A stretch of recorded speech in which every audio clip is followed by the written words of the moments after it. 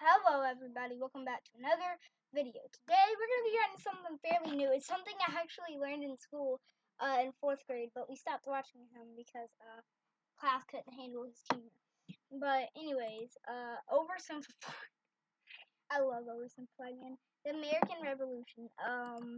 Yeah, so we watched this. I'm going to react to him a little bit. He's a good YouTuber, that's for sure. But anyways, guys, if you do enjoy this video, be sure to give this video a like, subscribe if you haven't already. We're going to get right into this stuff talking. So, here we go. Alright. Holy smokes. Christopher Columbus, that is no way to address the King and Queen of Spain. What is wrong with you? Okay, so you know how we're looking for a new trade route to India, right? Right. And the Earth is round, right? Right. So I'm thinking we can just sail the other way around the planet, right? Yeah. So I set sail, right? And I reach India, right? Right. Wrong. Wrong. I did not reach India. I did not. All right, get to the point. Did you know there's a whole nother freaking continent out there? Okay, and do you think I should care about this? Why? Oh, I'm sorry, did I forget to mention there's gold everywhere? Gold? Columbus landed in Central America in October 1492, and he had the time of his life. And by that I mean he went on a huge theft and murder spree. He stole gold, jewelry, people, and a hammock. And then he returned to show off all of his riches, including a few previously undiscovered items such as tobacco, the pineapple, turkeys, and a hammock. Now I know what you're thinking, but oversimplified, Columbus didn't discover America, the Vikings did. And you'd be partially right. In the 11th century, Leif Erikson was the first European to land in America. But hey, if you love Vikings so much, then why don't you check out today's sponsor? Vikings War of Clans is a mobile game that was inspired by the famous strategy and RPG games of the 90s like Age of Empires and Civilization. 200 gold coins and a protective shield. Don't forget to look me up and join my Vikings clan under my nickname, OverSumpilifies. Now where was I? Oh yeah, Columbus, time of his life, hammock. And suddenly the race was on to explore and conquer the New World. After a couple centuries of warring with the natives and each other, the European powers had claimed quite a lot of land, including this area, which both the English and the French claimed as theirs. One day the French said, I'm gonna build some forts along here. And the English were like, could you not? And the French said, sorry, but no, I could not. And they went ahead and built their forts, which pissed off the English, so they sent an up-and-coming British lieutenant colonel by the name of George Washington with a combined force of British troops and Native Americans. After a short battle, the French commander said, all right, we surrender. Okay, boys, pack it up. There's surrender. Oh, sorry, was I not meant to split his head open with a tomahawk? Don't worry, it's not like this will start a 7-year-long major global conflict. And what happened next was a 7-year-long major global conflict, which Great Britain won. At the peace negotiations, Spain gave up Florida, while France gave up all of its territories in North America. But Britain's victory came at a cost, a £60 million cost. They were now broke, in a lot of debt, and had to come up with some way to repay it. So they went to the colonies and said, okay, listen up. So a huge part of the war was spent protecting you from the French, and now we have no money because of it. So I'm not sure what you're saying here. Okay, so we spent a lot of money protecting you from the French, right? Right. And now we're broke. That certainly is a pickle. Listen to me. We spent all of our money protecting you, and now we need money. Can you please pay us back some money? No. Okay, we're just going to go ahead and tax you. In 1764, Britain introduced the Sugar Act, forcing the colonists to import sugar and molasses exclusively from the British and to pay duties on them. Then a year later, they introduced the extremely controversial Stamp Act, and it worked a little something like this. Hello, shopkeep. Hello, Mr. Bungleberry. Here's the deed for your new shack. Stamp. That'll be 3 pence, please. Wait, what was that? It's the new tax. I get a stamp on any paper or documentation I make, and you have to pay for it. Would you like to see this pamphlet that explains everything? Yes, please. Okay. Stamp. 2 pence, please. This is awful. You know what? Just give me a deck of cards so I can go gamble my pain away. Okay. No. Don't do it. Stamp. Obviously the... OverSumpilifies is funny, man. I wish my teacher would still allow us to watch it. But nope, the students can't handle it. The colonists were like, hey my dudes, this new tax legislation right here, this is BS. Until now they had enjoyed relative freedom to rule themselves, and now suddenly Britain was asserting its control. They were especially unhappy because they didn't have any representatives in the parliament that was levying taxes on them. So they protested, orators gave fiery speeches, British goods were boycotted, and anyone loyal to the British found themselves increasingly harassed. The whole thing actually began to take quite a toll on British business, and after just a couple years, the British were forced to repeal the Stamp Act. But we still desperately need money. What should we do? We could try taxing the colonies. Great idea. Wait, didn't we literally just try that and it failed miserably? Man, look at me. I look fabulous. Have you ever seen such a handsome boy? No siree, Georgie. No way. You're the handsomest, smartest, most popular king that ever lived, and everybody likes you. You're doing such a good job. Your Majesty? Oh, you're still here. Get the hell out. So in 1766, the British made a declaration saying, we can do what we want because we're in charge and you can all go suck it. Then they levied a whole bunch of new taxes on the Americans via import duties. Glass? There's a tax for that. Lead? There's a tax for that. Paper? Tea? Oil? There's a tax for that. And once again, the Americans boycotted British goods, British business felt the pinch, and the British had to back down.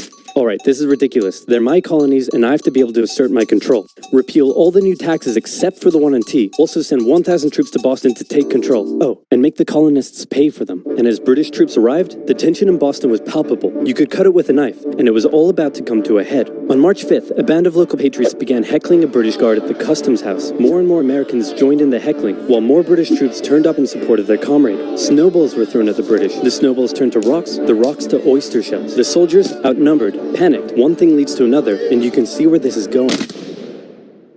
5 civilians were killed. The Patriot press throughout the colonies declared the Boston Massacre an unwarranted crime committed against the people of Boston by the cruel British, and the anger continued to grow. A British revenue schooner that ran aground in Rhode Island was burned by the locals. When it came to light that the governor of Massachusetts supported the suppression of the colonists, his house was burned by the locals. And next, the colonists would set their sights on the remaining tax on tea.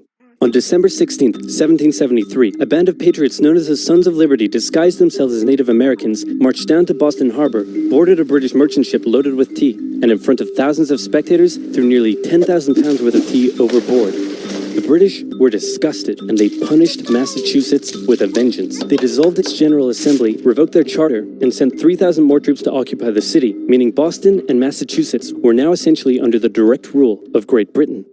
And oh boy, were the people pissed. The other colonies saw what was happening and worried they might be next. So they called a brain trust to decide what to do. 56 delegates from 12 colonies gathered and met in Philadelphia at the First Continental Congress, and the roll call read like a who's who of America's finest thinkers. I'm talking lawyers extraordinaire Johnny A. and Johnny J., experienced military commander George Washington, businessman and future alcoholic beverage Samuel Adams, fiery orator Patty H., guy who married a rich lady Big J. Dickinson, and while they weren't present at the first Congress, Patty H., guy who married a rich lady Big J. Dickinson, and while they weren't present at the first Congress, soon names like James Madison, Benjamin Franklin, Thomas Jefferson, and much later Alexander Hamilton would all serve time in the Continental Congress. The question now, though, was what to do about the British. After much bitter debate and disagreement, they eventually agreed on an amazing solution. They would simply ask the British to stop. Can you stop? No. It didn't work. Okay, then tell the local militias to start arming and be ready at a minute's notice. And across the colonies, these Minutemen stood ready for the beginning of the American Revolutionary War. Now, having your colonies in open rebellion is one thing. Once they start arming themselves, that's when it really hits the fan. So British General Thomas Gage ordered 700 troops from Boston out into the rebel-controlled Massachusetts countryside to destroy stores of arms and ammunition held by the rebels in Concord. The British set out in the middle of the night. Patriots including Paul Revere rode ahead to warn that the British were coming, giving the rebels time to prepare. The two sides met in Lexington as the sun began to rise. They faced off against each other, and in the confusion, somebody shot first. The shot heard around the world marked the beginning of the American War of Independence. The rebels were outnumbered and had to fall back to Concord as the British split up to search for rebel supplies. However, more and more Patriot rebels kept showing up, and this time it was the British who were outnumbered as more fighting kicked off in Concord. The most professional army in the world was forced to flee back to Boston at the hands of local, poorly trained militiamen, and all along the British route back to Boston, Patriot rebels continued to gather and open fire on the retreating British. When the British reached Boston, the rebel militias surrounded them. Boston and the British were now under siege as small land and naval skirmishes continued around the city. And the British would suffer another embarrassing blow, this time in upstate New York. Colonel Benedict Arnold concocted a plan to take the British stronghold Fort Ticonderoga, which held a large amount of guns and ammunition. He set off towards the fort alone, hoping to recruit men along the way, when he came across the Green Mountain Boys, led by Ethan Allen, who, as it turned out, had the exact same plan he did. So they decided to work together. But I'm in charge. No, I'm in charge. No, I'm in charge. No, I'm in charge. No, I'm in charge. No, I'm Literally sounds like a 5-year-old brother.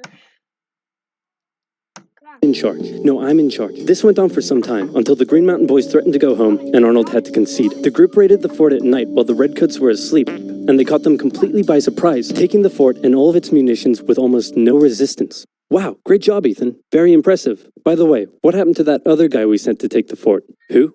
Benedict Arnold. Never heard of him. Ouch. Bro, I'm being honest with you. Oversimplified. I don't care if he's a teacher with like school and stuff. I'm still gonna react to this dude because he is hilarious. Meanwhile, in England, the load. My internet's acting like crap for some reason.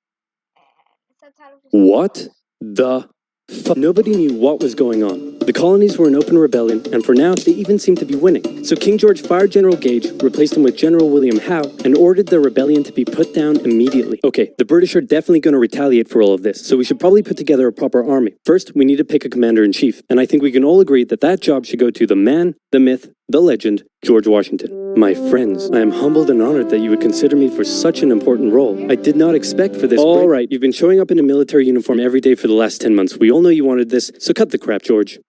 Dude.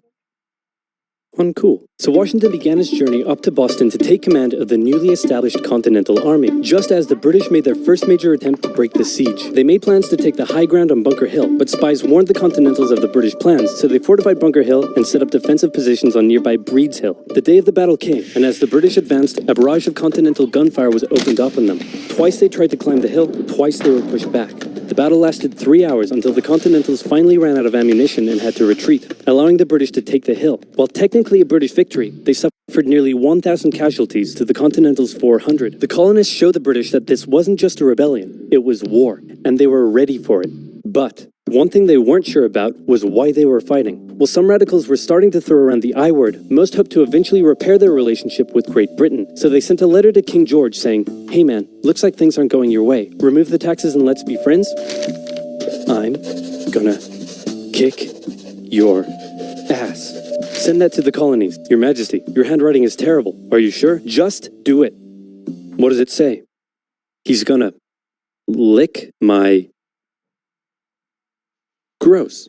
So for the remainder of the year, small engagements continued to occur around the colonies. The British burned down the towns of Falmouth, Massachusetts and Norfolk, Virginia as revenge for earlier anti-British incidents. These actions played right into the hands of patriot propaganda. Overseas, the British were seen as brutes, and the French and Spanish would soon begin sending supplies to the rebel cause. During this time, there was also minor fighting going on between patriot and loyalist militias in the southern colonies. Benedict Arnold was still on a mission to win some personal glory for himself, so he headed up an attempt to invade Canada in a two-pronged attack. The Continentals managed to capture some British forts and the city of Montreal, but a harsh snowstorm with some smallpox on the side saw them defeated and pushed back at Quebec City, and they were forced to retreat all the way to Fort Ticonderoga.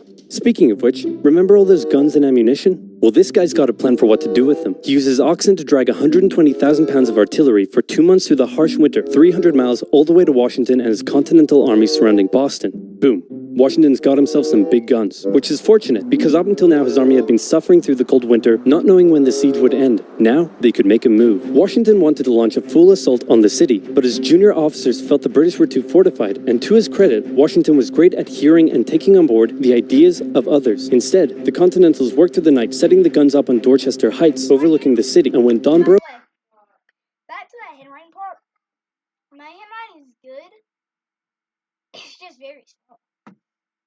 And the British saw the guns, they knew they were toast. Their positions were completely exposed. It was checkmate. They had no choice but to abandon the city. 120 ships carried 9,000 redcoats and 2,000 loyalists away to an unknown fate, and Washington had his first victory of the war. Washington then moved his army to New York, knowing that when the British returned, they would probably land there. In the meantime, a friendly-looking old man by the name of Thomas Paine had written and published a pamphlet called Common Sense, in which he advocated for total independence from Great Britain. It spread across the colonies like wildfire, and to this day remains the best-selling title in America. It was read aloud in taverns and meeting halls and brought the idea of independence into the mainstream. Congress began to seriously consider the idea. Thomas Jefferson was selected to write up an official Declaration of Independence, and he went hard, writing that all men are created equal, with certain inalienable rights, including life, liberty, and the pursuit of happiness. Of course, Jefferson had over 100 slaves, but we don't have to talk about that. On the 2nd of July, Congress voted unanimously in favor of independence, and John Adams declared that the 2nd of July would go down as the most remembered day in American history. Then a couple days later, independence actually came into effect. The United States of America was born. There was no turning back now. The Americans tore down a statue of King George in New York and melted him down into 42,000 musket balls. To the British, it was treason, and if the king had his way, Washington and all of Congress would be hung.